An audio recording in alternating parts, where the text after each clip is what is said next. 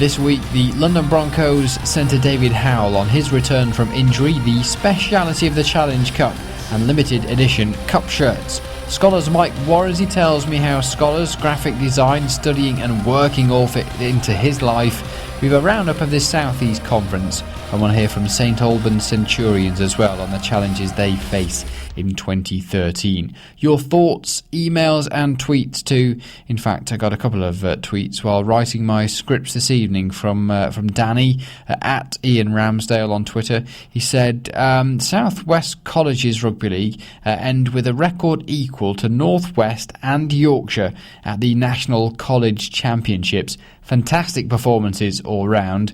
Hear to that, Danny. He continued saying, the South West Colleges beat South East, Cumbria and North West, but then missed out on the final on points difference after a narrow loss to Yorkshire.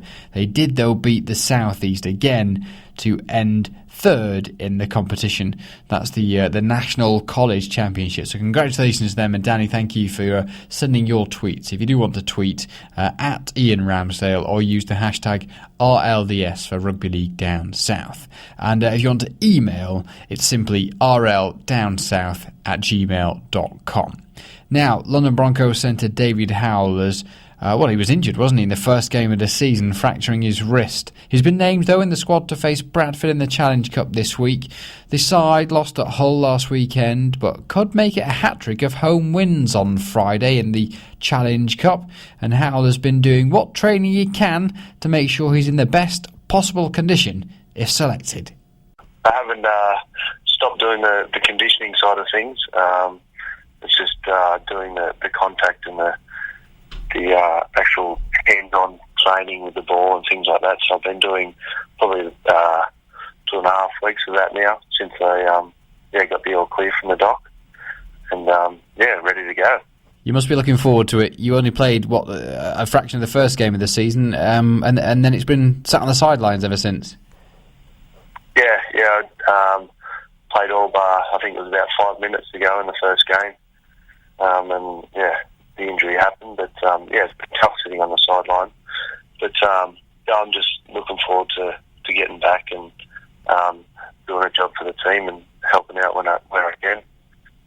Does it make any difference the fact that you've not been playing competitive rugby? I mean, do you lack fitness in certain areas because you haven't had that? Like you say, you've been doing certain conditioning, but is there a certain element of match fitness that you don't have? Oh, definitely. I think you can't beat match fitness. You can do as much conditioning training and things like that as you like, but nothing beats being out there in the game situation and things like that. So that side of things will be tough for me, but that's just where I'll find a way to sort of get through it and do my best for hopefully the 80 minutes. And I know you've had. Sorry. What's that?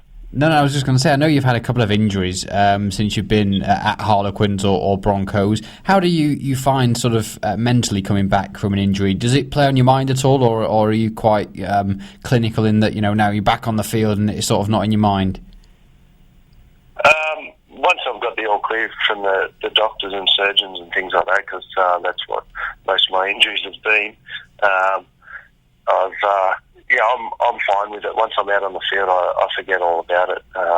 There's always that first little bit of contact when you're going through training and things like that. But once you get out there and make that first tackle or have that first run, then all those thoughts and doubts go out the window, I think. And what a game to come back for as well. I don't really know. I've never really quite grasped exactly why it is, but Aussies have a real affinity with the Challenge Cup, don't they? Yeah, I think it's just because it's been going on for so long and it's got such a big history, and you can jag a good run and you can change the view of your season and things like that. So we're putting a big emphasis on the Challenge Cup this year, which is a good thing, and it's one thing that you always strive to get to and play at Wembley as an Australian anyway. Do those fixtures stand out to you, the ones that you have had in the Challenge Cup then, in the time that you've spent over here? Yeah, definitely. I think one that probably stands out for me was one where we just lost to Leeds at the Stoop. I think there was only a minute to go, and I think Tim Griffiths kicked out, and they ended up scoring next play, and a few decisions went their way and things like that, and that was kind of one where I think we probably had a good run and a team to get us there. I'm sure we can do a similar thing this year and this weekend, but hopefully, obviously, with a win and a good performance. How are the squad holding together? Because there was two sort of back-to-back home wins, which I think came as a relief for many people, fans and players and staff, all included. A defeat then last weekend. I know you haven't been playing, but how are the squad now? Another home game, another opportunity to keep that home run going, I guess.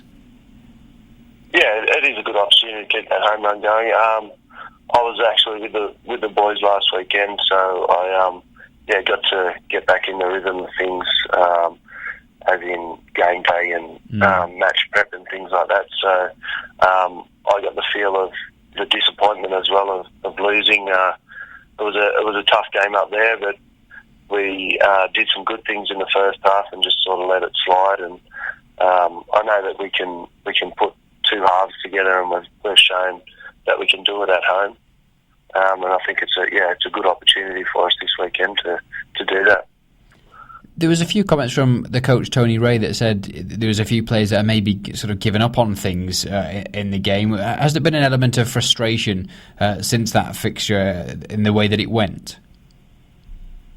I think there always is, and that's sort of things that you see straight after the game and things like that. But when you get back in, review it, and know that you've got another week and another game coming up, then you sort of put those things aside. And it is a different week this week because it's a Challenge Cup and it's a different competition. So the focus is that if we lose, we're out. So we've put in a solid performance. This is probably going to be a stupid question, but I usually ask at least one stupid question on my programme each week. And it's probably unfair in a way to ask you because you haven't been playing as such. But does losing matter to the players? Because, I mean, there's no relegation, there's no nothing. When there's a defeat, does it really matter to the players? Oh, definitely. Nobody likes to lose, especially when you're going out there and putting your body through what you're putting it through every week. You don't want to come off the field losing as well as being battered as well. So the body feels 100 times better when you win. So to win and to lose is two massive extremes, and you just want to get out there and win each week. And in that respect, I guess, game by game, the frustrations that have set in, like you say, it is a fresh opportunity, and it's always an opportunity to get that season back on track, and maybe a good cup run, would help things back in Super League as well. Yeah, definitely. I think if we obviously get a good win this weekend and push onto the next stage in the Challenge Cup, then confidence and things like that within the team are going to be better. So hopefully we'll show in the actual Super League comp itself as well. How superstitious are you? Because you're playing in a different shirt, aren't you, for the Challenge Cup this year? Rather a retro look, going back to the old Broncos days from that cup run in '99, which many will remember those colours by in particular. Does playing in a different shirt, does it give the team a different feel, a different sort of way, just a different mentality going into these cup games? I think so. I think it's sort of... I know watching the game the other week, all the boys liked the strip, and a lot of the fans did as well, and I personally did. And I think it sort of gave them a bit of a buzz, just being in something different. I'm definitely not superstitious in that way. So running out in a different jersey doesn't worry me. I could have any number on my back. It's just what you've put in out on the field. So. But it doesn't worry me in any way. But the guys like the shirt. I suppose that's a positive at least. Yeah, definitely. I think all the boys liked it. They were kind of hoping that we could wear it every week. but we'll stick with the London Broncos colours for now, and things might change for next year. Because I think there was the change of shirt or shorts or something or colour which brought the first win of the season this year as well, wasn't it? It was a bit of a change. Yeah, I know Tony tried to change the strip at the start of the season, but we were stuck with the blue and the black, and he just wanted to mix it up and sort of freshen things up a little bit, and it obviously worked for the first game, and we've put in some. When we've changed the strip around a little bit, we've put in some good performances. So, hopefully, obviously with the different jerseys again, that we can get another win in them. And a good cup run this year in this shirt could be a perfect opportunity to then sort of, I don't know, keep it going, like you say. Who knows what might happen next year. Yeah, that's right. If we can get the run all the way through, and you never know, do you? So we'll have to wait and see. Let's not underestimate Bradford as well. It was a rather sort of topsy-turvy game, seesaw game when you played them in Wycombe, wasn't it? That game earlier on in the season. But it kind of a game of two halves. There was a hat-trick in sort of like 12, 11 minutes by Kieran Dixon, but then Gerard Samet scoring 4 in the second half. And I guess, not that game was done and dusted, or you thought it was done and dusted by half-time, but you can't give Bradford an inch, really, because they'll run a mile. Yeah, definitely, and they've shown that they can match it with the top teams. They haven't had the best run of late, but they've shown that they can match it with Leeds in their derbies and things like that over Easter, and they've definitely put some quality sides to the sword, and we've just got to be on our game. They're a good side across the park. They've got some quick little blokes in their team that can damage you if you're not on your game. We touched on there the defeat to Hull, talking to David Howell of London Broncos there. Had a few messages on Twitter after the game. I posted the comments of Tony Ray, the head coach, saying the team, quote, decided to quit on their mates. Not the sort of thing you want to hear, is it really? Katie said at Ian Ramsdale, it's almost as if they give up and put their heads in their hands. They just can't win. It's not lack of skill, it's something else. And John says, about time too that Tony said that is a Broncos man through and through. There are too many happy to take the money and stroll around, which is kind of why I had to throw that question to David in the interview. Again, not really the right sort of person to ask because he's not been playing this year. But you've got to think, I'm sure the game does mean stuff to them, but I think in recent performances, or especially that performance on Friday, there were questions asked, weren't there, as to the commitment in the game in particular. Fingers crossed things are better this weekend when the side host Bradford, don't they, in the Challenge Cup Friday night. BBC London not covering it, but they will be doing the Wigan game at home in a couple of weeks' time. So if you can take your radio along, you can listen to the coverage of the Wigan game live from the Stoop on BBC London 94.9. Now on to Skolars then. They got their first league win of the season against South Wales Scorpions at the weekend. Of course, first league win. They've obviously won a couple of games, haven't they, to reach the Northern Rail Bowl final, as we talked about earlier in the series. But Mike Worrincy is back at the club this season, playing under good friend Joe Mabooth. Of course, they know each other from the development days coming through Broncos and Harlequins Rugby League.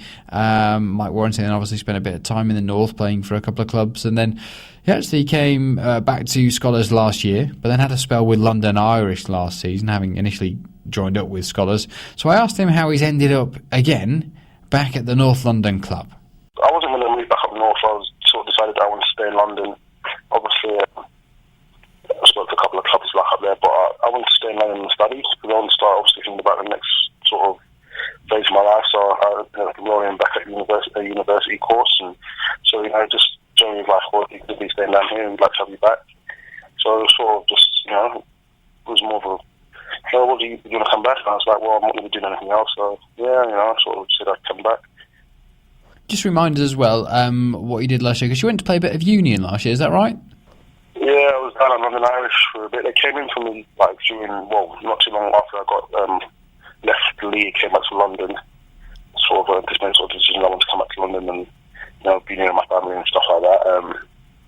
And they came to me, so I was there for like the best part of the year, 6 months, 7 months down there. It was good. It was a good experience at the time. I didn't get a chance to play first grade for them, but I played a lot of reserve games and stuff. Where I started doing off every one of them, and it was a good learning experience. But they just decided that they didn't think it was going to be, they didn't want to really. I think they had a few trial people down there, and they were not sure if they wanted to keep running, and they said, "Oh, we haven't got any more room for any more players now." So, they sort of wanted to go a different direction. So I wasn't too stressed about it. So, it was good. I had a good time there.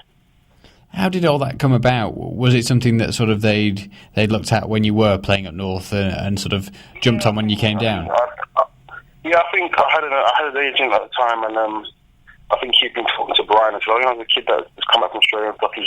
He's not up north at the moment, but he's a London-based player and plays at a higher level. And then obviously when he heard that I was coming down, I think they were keen to get me down there, so he sort of got in contact with me about a month into my stint at Skolars the first time. And I was like, we're really keen to get you down and have a look at you, get you down and be in the environment for a decent amount of time and have a look at you and stuff like that. So, it was good. I had a good time there. I think I remember talking to you about a year ago, and you were doing was it graphic design in the city? Yeah.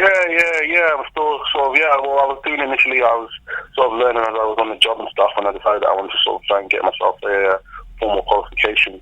I enrolled at a university course at the University of Arts London in Elephant Castle. Right. I'm currently studying visual communication, so graphic design for visual communication. And it's going good, I'm almost halfway into the course. So it's good. It's a different sort of environment to the rugby league environment, being a full-time student. So, but I'm really enjoying it, and it's good to it's good to sort of try and figure out what anything will be, especially in sport. A lot of sportsmen don't really know what in the darker. So I've sort of got my heart set on sort of doing this. So it's good. I'm enjoying it.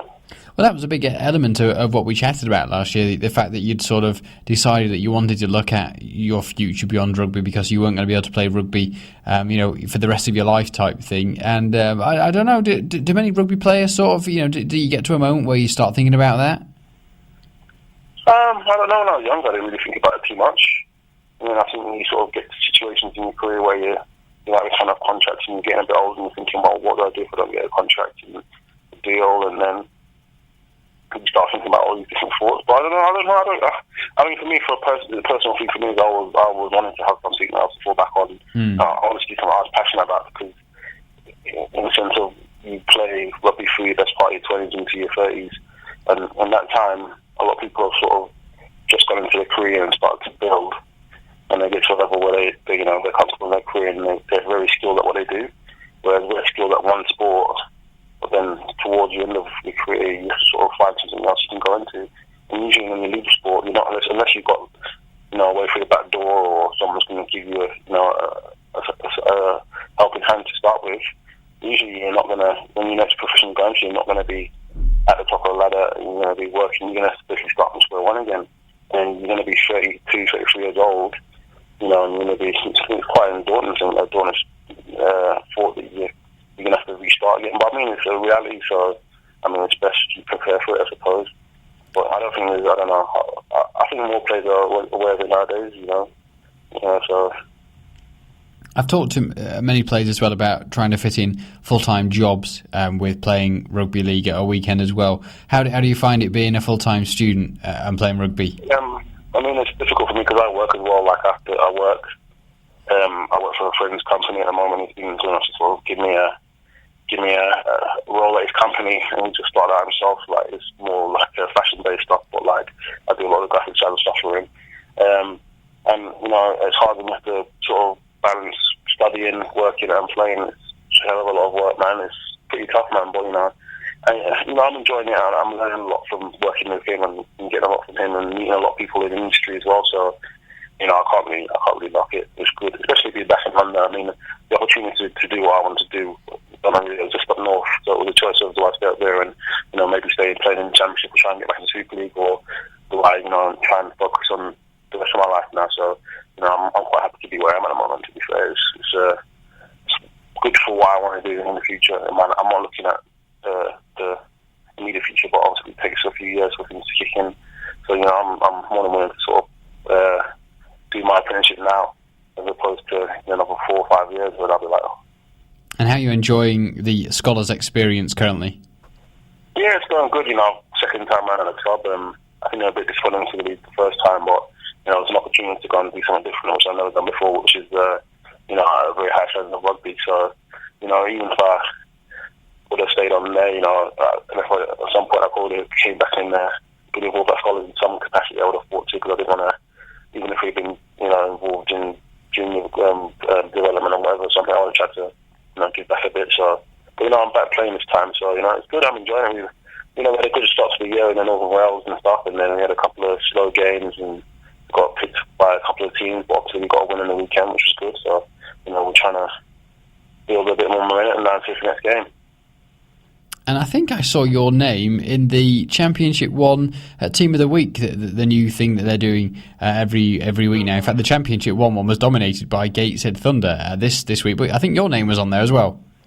Oh, did I get in there? I didn't even know. I didn't know they were doing that. Oh, that's good then. Yeah, I think that's good to know. You must be quite happy. You are. Well, it's obviously that you're still more than capable of performing at that level. Yeah, I don't know. It's a good. It's not bad. I suppose it's good. I just try and set up and play for the boys. Even if I'm getting accolades or not, as long as we're winning as a team and we're performing together and the boys are doing well, that's more important to me than being in like Team of the Week, I suppose. It's nice that you get given that sort of honour or whatever bi-weekly. So, but as long as we're winning, I'm happy with that. And we talked previously about your, your friendship, your relationship with Joe Mabou, the head coach there. Good friends, good colleagues back from your London Broncos days. What's it like having him as your head coach? It's good. First and foremost, I had one who can go. There's amazing stuff. I was really, Joe sort of helped me come as a player when I was coming through the ranks, and really gave me a lot of advice and had time for me. So, coming back to Skolars, things have changed a bit because obviously he's my coach, so I've got to listen to what he says and his thoughts and views, and I have to respect him as a coach first and foremost before a friend, in the working environment. So it'd be wrong of me to try and come in and just, be like, because we're mates, it should be this way or whatever. I've got an idea, understanding of how things need to be done. So, but he's a good coach, and he's really come on a lot. He's done wonders with the club, and I think he's got a really good style of rugby now, and he's making more of an emphasis on, players turning up and putting in the hours, and not just turning up just for the sake of playing, but coming to get a job done, which is more of a thing we're looking at now. So, and it's showing in our games. Skolars have usually not been a club that perform as well in this year, but now we should be we stick to be contending for being in the top of the table. So we've got the squad and the capability to do it. We just need to turn up week in, week out, and put the results in. So I was going to ask you what you made of what you make of him being the head coach. You probably just explain that and answer that question. But how do you feel about how well he's done? Because it's an amazing job that he's done there, really. You obviously know the game, the area, the region, the development. And what's it like to know and see what Joe's done at Skolars? I think Joe understands. He understands what we have and what we have to work with, and it's to a sense very limited sometimes.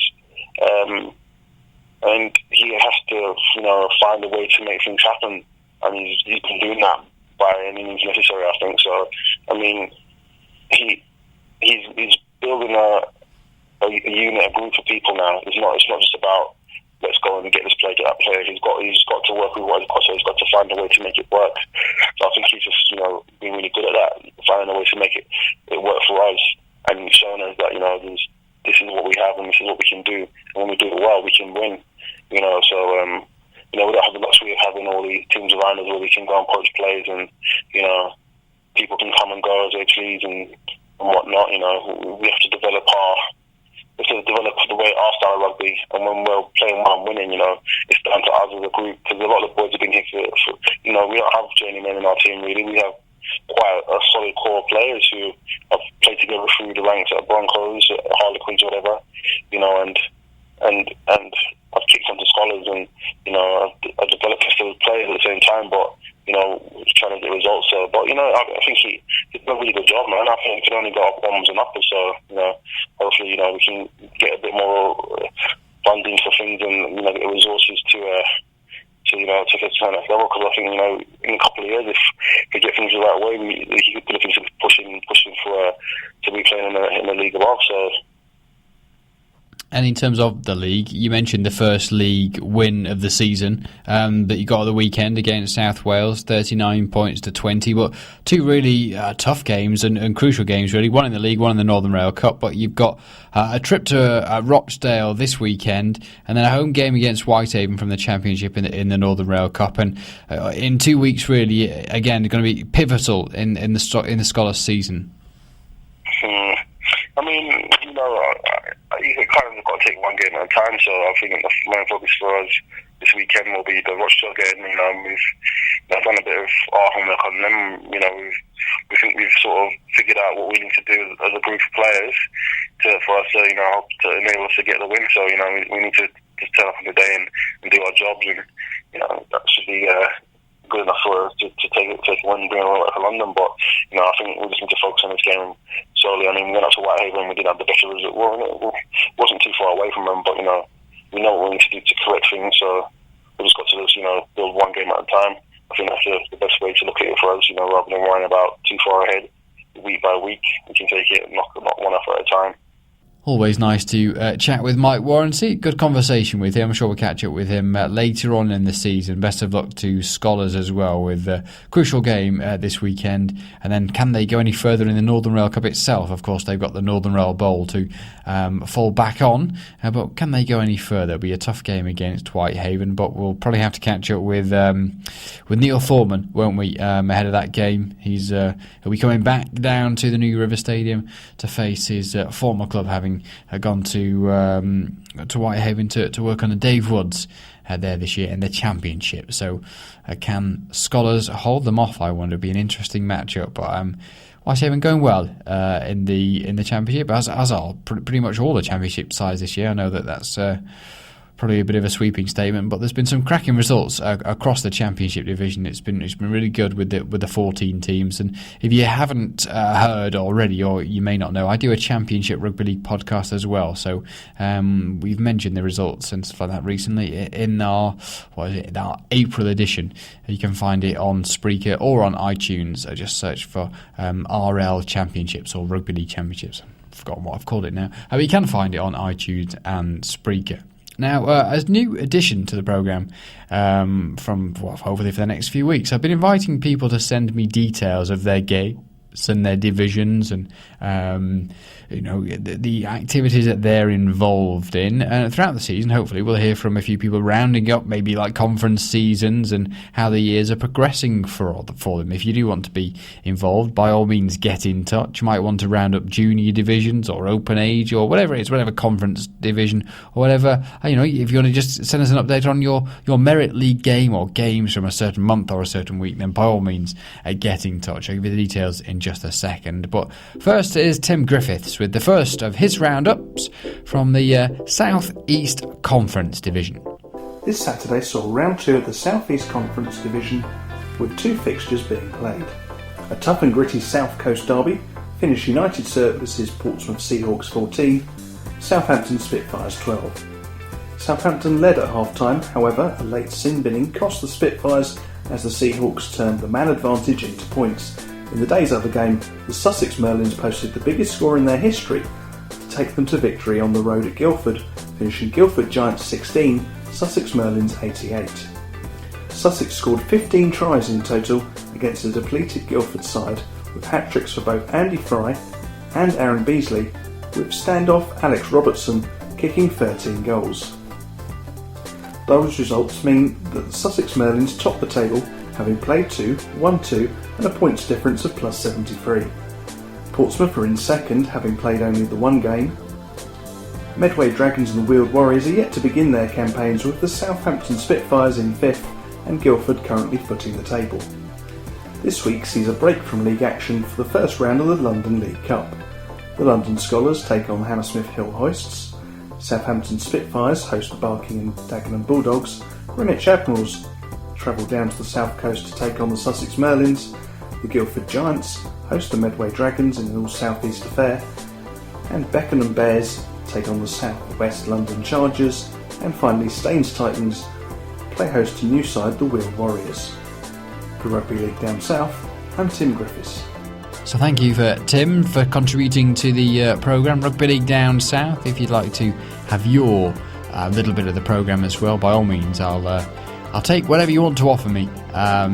So get in touch if you fancy doing it for your division or your club, and we'll get it on over the next few weeks of the programme. We'll hopefully follow it throughout the year as well. So rldownsouth@gmail.com, rldownsouth@gmail.com. That's the email address, and I'll send you all the details and we'll get it all sorted. So please do get in touch and we'll give you some coverage. Now, one club I had been meaning to catch up with recently was the St Albans Centurions. They've been a prominent part of my previous series of programmes for the last few years. Now, last time I spoke to them, their coach Shane Rambling had to go back down under, or was just about to go back down under, really, unfortunately. And with the Sport England reduction in money that rugby league as a sport got, unfortunately, there was no post for him to come back to.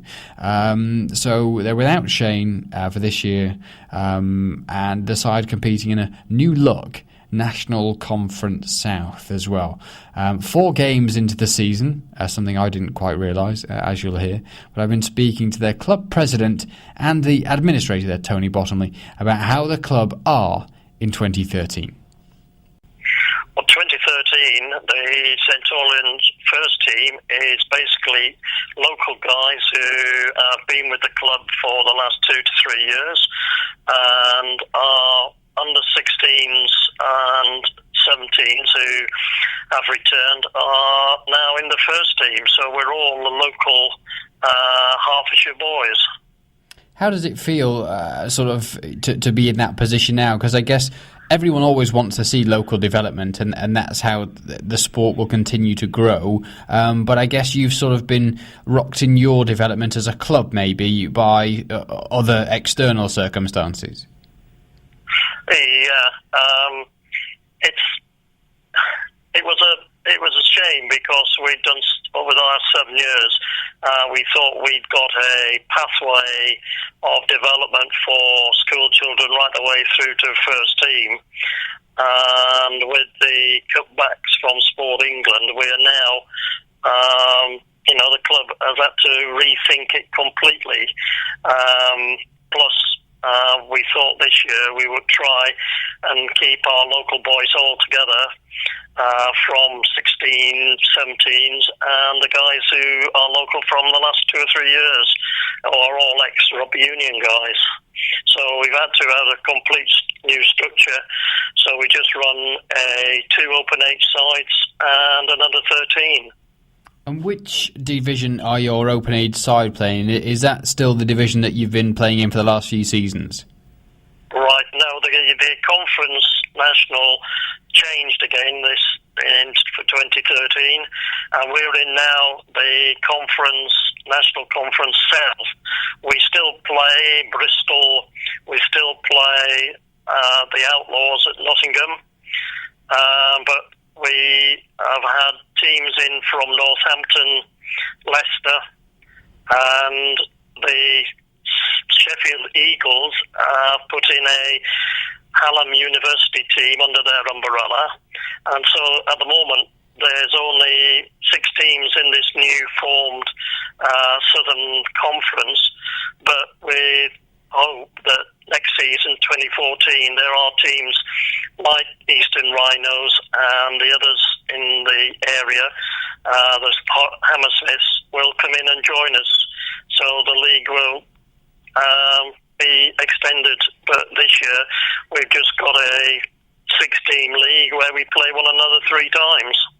It's quite a competitive league for one, but it's also quite a league that, you've got to put quite a lot of commitment into it. I remember when you stepped up to the Conference National. It's you've got to be committed to it, haven't you? Oh yes, yeah, and I mean the guys are committed. If we wanted to keep the club going, and St Albans has now been going 16 years, we have to go and look at the top flight we can play in, and this year it's the National Conference South. And I know that obviously it is a Conference South, but when you talk about the potential teams of who might be in there in the future, it's great to see so many clubs getting to a level where a few years ago, the level that you're at now was considered quite a high level. That you were doing quite successful. If you got to that level, and good to see that there's plenty more sides sort of joining you at that level as well. Well, yes. I mean, the Midland area is advancing quite well, and of course there's still the locals, the West Londons, the South Londons. Skolars have got an A. Hemmel's got an A team, but this year both Skolars and Hemmel just wanted to concentrate on the championship too. So hopefully those teams will come in next year. We'll be back to about a 10-team competition. And how do you feel about... It'll be of good standard as well. Of course. And how do you feel about the links that you have with Hemmel as well? Like you say, you're, 12s and 14s have joined... 12s, 14s and 16s. Because Hemmel have had the same problem with schools not having someone to go in all the time. So we've amalgamated, but it's good that the two clubs could come together so that these boys could actually continue playing rugby league and not being lost to another sport. You had some rather feisty competitive derbies with the side last year. I know that there's obviously on the field quite a lot of veracity between the two sides, but I know that off the field you are competitors. You are rivals, but it's nice to see you working together to, like you say, keep these lads in a position where they can keep playing. Well, yeah, we've got to make Hertfordshire one of the main areas of junior development for rugby league, and the only way at the moment is that the two clubs, Hemel and St Albans, combined and hopefully be successful, and hopefully if it works then we'll look at probably a Hertfordshire side. And I know that obviously you've been involved in rugby league in the South for a long time now. How do you feel the current state is? Current state is quite good. It hasn't, to my mind, for the last 18 months, not really advanced as much. The mini under 7s, under 9s, under 11s they seem to be the main areas which has been successful. But we seem to be struggling from 16 up to 18s. I know there's colleges where, the guys have got to go and do exams and stuff like that. But at younger ends, up to 14s, I think it's very high. It's a well good standard, and they can go and play in festivals up in the north at those age groups, and they're now starting winning games against the Yorkshire and Lancashire sides. So that is good at that end, but it's the 16 upwards seems to be the problem of keeping the guys interested. I was going to say, I think in all sports, really, you get that problem, don't you? Especially at that age. But you mentioned that maybe at the minis and stuff like that the game is doing well. Could that be seen as a good sign? Because if you're getting people and younger kids playing the sport, that can only be a good sign. And if that is where the boom is, so to speak, you'd hope that would come through. Again, it will take a while, but you get more supporters and more people interested in rugby league as they get older and start to lead their own lives. Yeah, I think that area, the primary schools, need to be targeted with rugby league. And my idea is that we've got into our second year under 7s, 11s, especially, will be our way of building up our new under 12s and perhaps under 14s in 2-3 years' time. It's the way we've got to go, because we're not in schools on a permanent day-to-day basis. And I know it sounds like it's a quick fix, an easy scenario. The fact with the Sport England change in funding and the way things work now at the development level, keeping that interest and getting into more schools is going to be even more difficult. Yes, yeah, it is. I mean, we've been being lucky by having the contacts, especially at primary school level.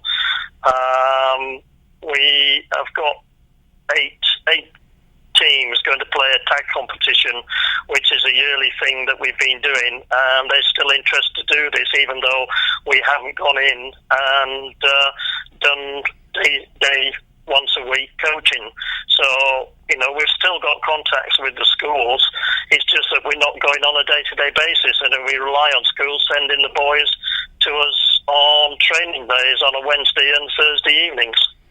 Just excuse my ignorance, but just let us know how your season is going. I think I saw that the lads are back in training. I'm not sure you played a game yet. Is that correct? No, we've played 4 games.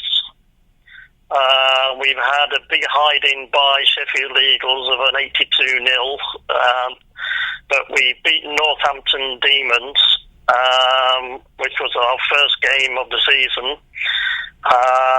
But again, we're a 60-minute team, and we've lost 2 games, once against Leicester Storm and once against Nottingham Outlaws, by letting them get in front, and we've left it too late to catch up. We've played 4 games, won 1 and lost 3. We play Bristol this weekend, which is who are top of the league, who have played 4 and won 4, so it'll be another test for us this weekend. And just tell us as well how difficult your job is at the moment, or how easy it is. Is it getting any easier to run the club? How you do, where you do? No, I mean it is easy in a way, but it's been a lot harder for this season since I lost Shane in September, because I'm finding it very difficult. The schools are not, because we don't offer them someone to go in and do a day's coaching. We haven't been pushed out of about 4 or 5 schools, which we would have got 14s and 16s playing. So I've got meetings with Hertfordshire Sports Partnership just to see about setting up satellite clubs in the schools, either running a lunchtime club or an after-school club. And I got 4 new players who have come from the north to the St Albans Hatfield area, who are teachers in these schools. But we can't do anything until September,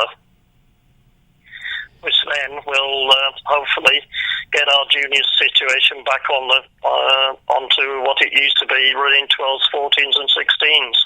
So it's fairly tough times then for St Albans, but they do seem to be pulling together with Howell, which is nice to see the Hertfordshire clubs pulling together. And as Tony said, they need to make sure that Hertfordshire becomes an area that can produce a rugby league talent. He's already doing that, but if they can work closely together, it'd be great to see. And they're an ambitious club, and Tony's an ambitious man, and they want to do big things. So I'm pretty sure that whatever they've got the setup that they have, they will continue to do well, although it does sound like it's a bit more difficult this season in particular. But talking of the schools competition that Tony mentioned, and sort of getting into schools, I thought I'd better mention the Champion Schools Finals Day in the South that was held at Allianz Park. The Saracens all-weather pitch at the old Barnet Coptal, where Broncos used to play, didn't they?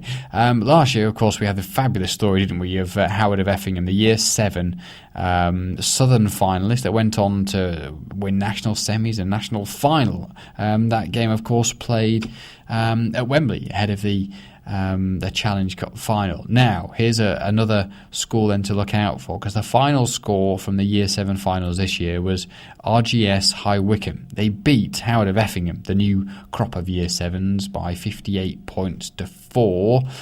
So they'll go into the national semi now. I don't know, can they be the second South East school to reach Wembley in 2 years? Who knows? In terms of Year 8, the final score was Colchester 48, Howard of Effingham 12. So Colchester again beating that Howard of Effingham side from last year as well. In Year 9, Tiffin beat the Gilbert School by 60 points to 8. And then Matthew Arnold School, they were beaten 42-4 by Colchester RGS in the Year 10 final as well. So it's been a great year for Colchester RGS. And then Brentwood County High won the Year 11 final over Feltham Community College. Wow, that sounds like a cracking game with those two sides. Brentwood Community High with a bit of pedigree behind them. So has Feltham as well, haven't they? 34 points to 18, a great end to the day, said London RL on their Twitter feed. So all the details you can find on at London RL on Twitter. I'm sure you'll see a report on their website as well in the next day or two. If not, it's probably already there by the time you're listening to this. But that's it from me for this week. No programme next week again, I'm afraid. I'm actually in Amsterdam covering Chelsea in the Europa League final for BBC London, so there won't be a Rugby League Down South programme next week, unfortunately. I may try to file something back from out there Rugby League wise if I can find anything or anyone to talk to, but do watch this space. Otherwise, I'll be back in 2 weeks. Thank you for listening once again.